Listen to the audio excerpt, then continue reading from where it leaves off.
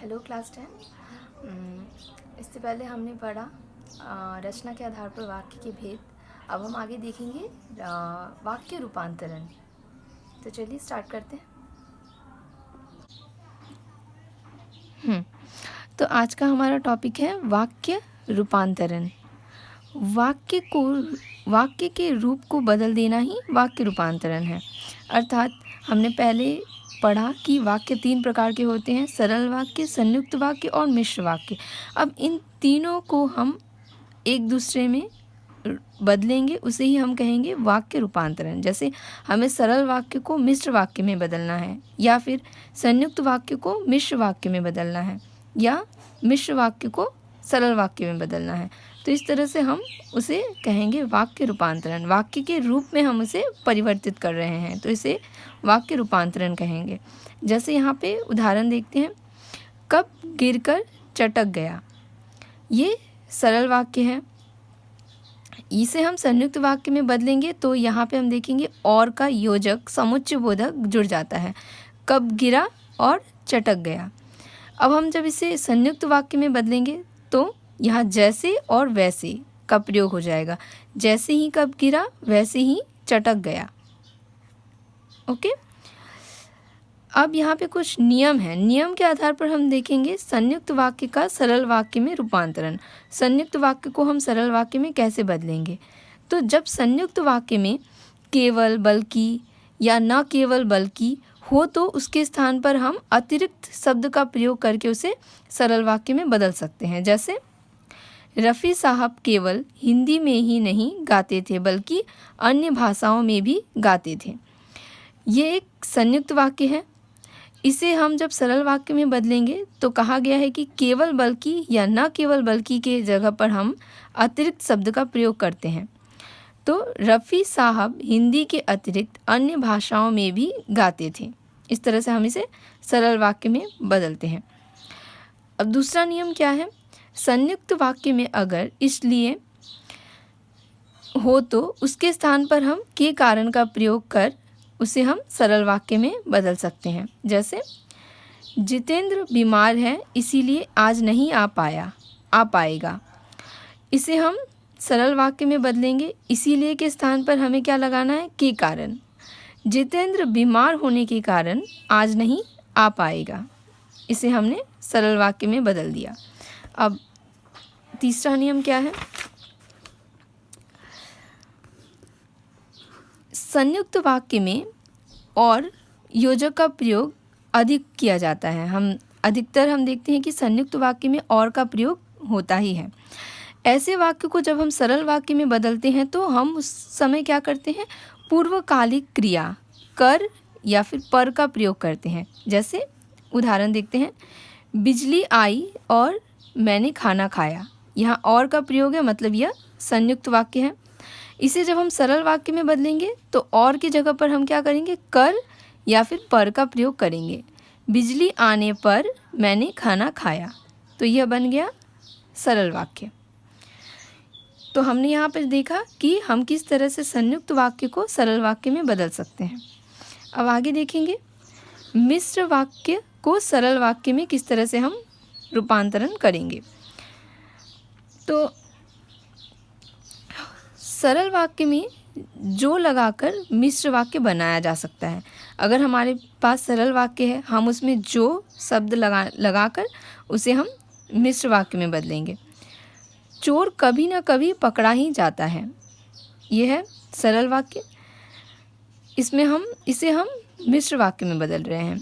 जो चोर होता है वह कभी ना कभी पकड़ा ही जाता है। यहाँ हमने जो को प्रयोग में लाया है और इसे मिश्र वाक्य में बदला है। दूसरा नियम क्या है?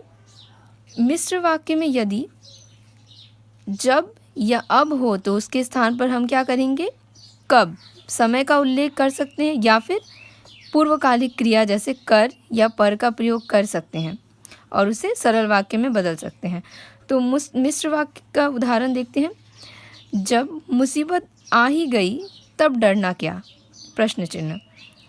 ये मिश्र वाक्य है। इसे हम सरल वाक्य में बदलेंगे। मुसीबत के आने पर डरना क्या? यहाँ हमने पर का प्रयोग कर लिया। तो ये बन गया सरल वाक्य।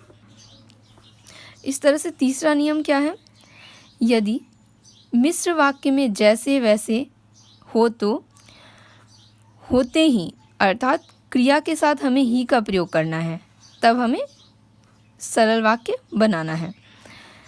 जैसे ही ट्रेन पहुंची वैसे ही यात्री भागने लगे। यहाँ जैसे और वैसे का प्रयोग किया गया है, मिश्र वाक्य है यह। इसे हमें सरल वाक्य में बदलना है। ट्रेन के पहुँचते ही यात्री भागने लगे। यहाँ पे पहुँचते क्रिया है, उसके साथ हमने ही लगाया, यहाँ देखिए, तो ये बन गया सरल वाक्य। आगे हम नियम देखते हैं। मिश्र वाक्य में जब जो शब्द हो तो वहाँ हम संज्ञा के साथ वाला शब्द का प्रयोग करके उसे हम सरल वाक्य में बदल सकते हैं। जैसे जो मेहनत करते हैं वही सफल होते हैं। यहाँ पे जो लगा हुआ है ये मिश्र वाक्य है, इसे हमने सरल वाक्य में बदलना है। मेहनत करने वाले सफल होते हैं। यहाँ पे करने संज्ञा है, उसके साथ हमने वाला जोड़ा है, तो ये बन गया करने वाले और सरल वाक्य में परिवर्तित हो गया। अगला नियम, मिश्र वाक्य में जब हम देखेंगे जो और संज्ञा जुड़े हुए हों तो उसको हम संज्ञा का की में बदल कर सरल वाक्य में परिवर्तित कर सकते हैं। जैसे मैंने एक कार खरीदी जो मारुति कंपनी की थी। यह एक मिश्र वाक्य है, इसे हमने सरल वाक्य में बदला। मैंने मारुति कंपनी की कार खरीदी। कंपनी की, यहाँ कहा गया संज्ञा का या फिर संज्ञा की में बदलकर हम इसे सरल वाक्य में बदल सकते हैं। यहाँ हमने समझा कि मिश्र वाक्य को हम कैसे सरल वाक्य में बदलेंगे। आगे हम देखते हैं मिश्र वाक्य और संयुक्त वाक्य का रूपांतरण किस तरह से होगा। संयुक्त वाक्य के योजक को निश्चित ही हटा देना चाहिए और उसके स्थान पर ज्यों त्यों या जैसे वैसे का प्रयोग किया जाना चाहिए। अर्थात जब हम संयुक्त वाक्य से उसके योजक को हटा देंगे और वहाँ ज्यों या त्यों या जैसे और वैसे का प्रयोग करेंगे वाक्य में, तो वह बन जाएगा मिश्र वाक्य। उदाहरण देखते हैं। रामू ने डाकू को देखा और वह भाग गया। यह एक संयुक्त वाक्य है, यहाँ और योजक जुड़ा हुआ है। ज्यों ही रामू ने डाकू को देखा त्यों ही वह भाग गया। यहाँ हमने ज्यों और त्यों का प्रयोग किया और यह मिश्र वाक्य में बदल गया।